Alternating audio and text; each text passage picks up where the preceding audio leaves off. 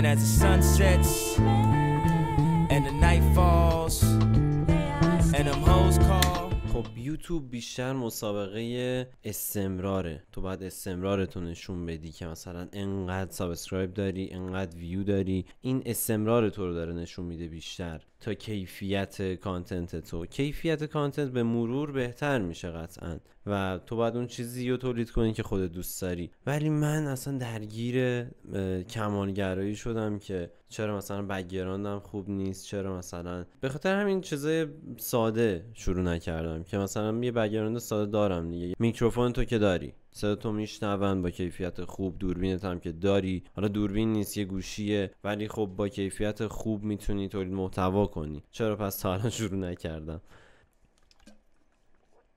این چیزها رو خب بالاخره من میدونم دیگه، چون تولید محتوا کردم 2 سال پیش 11K سابسکرایب جمع کردم، نمیدونم 11K یا 10K.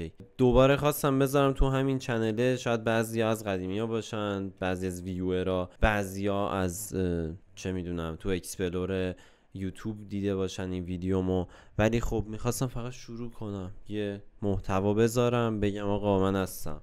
اگه از ویورای قدیمید که من دیگه ویدیو گیم نمیذارم، یه خورده عوض شده کانتنت هم، شاید روزمره بذارم. اگه از اکسپلور یوتیوب اومدید که دیگه تازه شروع کردم، میبینید روند و امیدوارم ویو خوب بخوره، چون نمیدونم این چجوری قرار پیش بره. 2 سال خوابیده بوده، 2-3 سال خوابیده بوده. من درگیر کارهای دیگه بودم، سربازی رفتم و اینا، یه خورده عقب افتاد. ولی دوباره دارم شروع میکنم.